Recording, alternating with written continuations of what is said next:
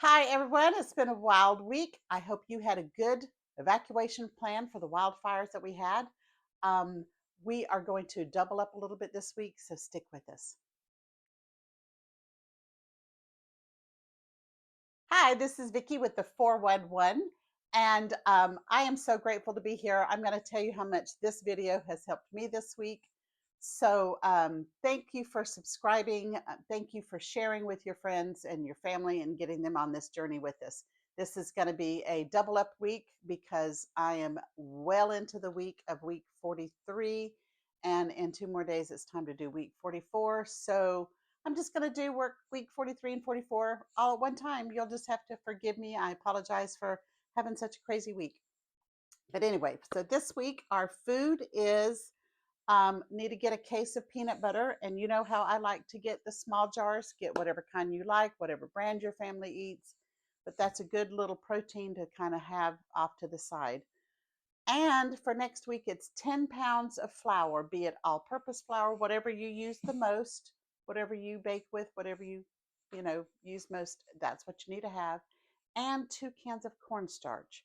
So if you've already got plenty of cornstarch in your family tub, then don't worry about it. You're caught up. But if you didn't get it weeks ago when we had it, it's time to make sure you have 2 cans of cornstarch. Cornstarch is a good medicinal purposes too. It's really good for um, chafing of the inside of the legs if you've been at the beach or if you've been out walking in your little frosty, the cold friction that causes a rash. Cornstarch is good for that. Um, in our household items, it says this week we were supposed to get our bath soap, shampoo, and conditioner. So I go into my bathroom closet and I have 4 huge bottles of bath soap. I had no shampoo, no conditioners. So whatever your family uses, be it, um, sometimes men use their own kind, but it is definitely on my list today that I have got to stock up on some shampoo and conditioner because that is all I had left in my shower. So I count that as a blessing that it's keeping me on top of things. And next week it says to add flashlights or batteries. Another thing, I had grabbed this flashlight the other day in my kitchen, and I want you to see how pathetic that light is. So I either need stronger batteries or I need to get a good new flashlight in my kitchen. I have flashlights all over the place, but that was one I went to grab, and it didn't do for me what I needed it to do. So I've got to get on top of that. For our 72-hour survival kit, we are lucky because this week, week 43, was supposed to be a review and catch up. Go through your bag, see what you don't have. Next week, it said to add 3 survival blankets. So if you have 3 survival blankets in there, you're doing good. But if you've only got 1 or 2, add another 1 or 2 and get just an extra one in there. Our cash, we're at $30 more this week. Add 30 next week. Next week, I'll give you a grand total of where we're supposed to be at that point. So we'll make sure you're staying on task. For our family prep, okay, I want to know how your week went with the wildfires. Here's a little reflection, some thoughts I want you to think about as you did your trial evacuation. Did you feel rushed or did you feel calm during your 15 minutes that you had to evacuate?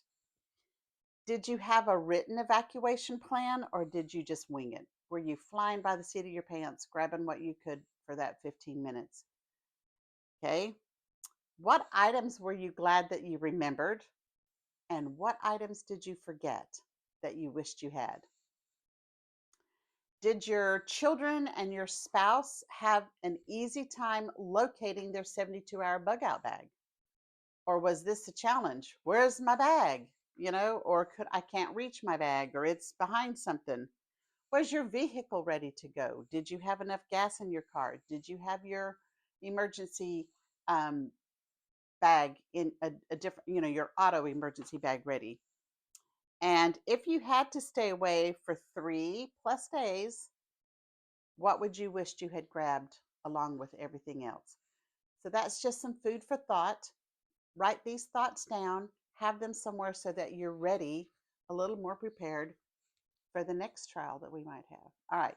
So the trial for this next week and a half, we're going to just skip an extra week there, is an early frost, and we're going to incorporate that too with just maybe something in the kitchen I'll share with you.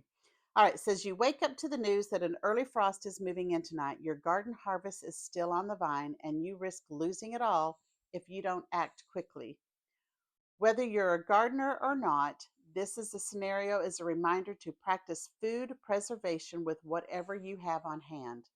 So when I'm talking food preservation, let's say your refrigerator goes out and you've gone to Lowe's to get your refrigerator. They're not going to deliver it for 3 days.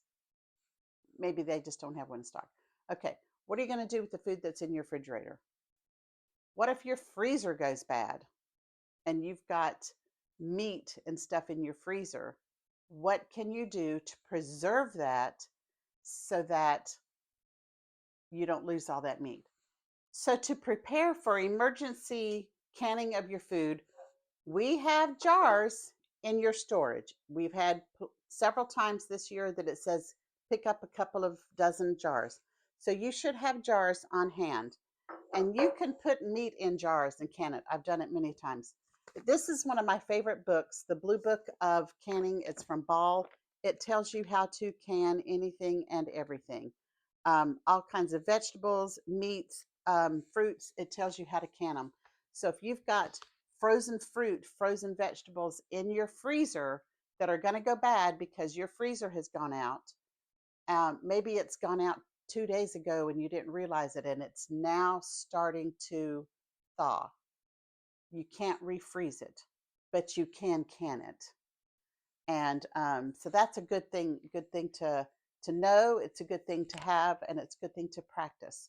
So think about some of your helpful hints here is you could freeze dry it. A lot of people out there, I know a lot of you have freeze dryers, or you can dehydrate it if you have a dehydrator. Um, there are um, canning. Like I said, you can can it. If it's your refrigerator's gone bad, but your freezer's fine, then you can freeze what's in your refrigerator. If you had a couple of pounds of bacon or some ground beef in there that it's going to go bad because you don't have a refrigerator for 3 days, you can always freeze that. So it can be done. You've got your jars. um, I will try to see if there's a book. This book is so old. I will try to see if I can find another book like this and put a link to it somewhere so that you can have that. But try to practice that week. If not actually physically doing it, make sure you have the supplies and the know-how of what to do if your freezer or your refrigerator, or maybe you are a gardener and you've got tomatoes out on the vine and stuff like that, and a frost is coming up and you don't want to lose it. So sometimes it's just picking it and storing it, and it can ripen on its own, and things like that. So be aware of what you've got to work with and how you're going to save it. So that's our emergency challenge for this week. And to finish up, add $10 more to your water storage, and you are on the go for any emergencies. You're ready. We're going to get some more of that water stored, and just be ready, be prepared. That's what we're trying to do. And I'm so thankful that I'm doing this because this is really helping me stay on task and stay prepared. And I sure hope that it's helping you too. This is Vicki with the 411. Thanks for watching. I love you guys. I love my subscribers. Share this with your friends and family, and let's get as many people prepared as we can. We'll see you soon. Bye.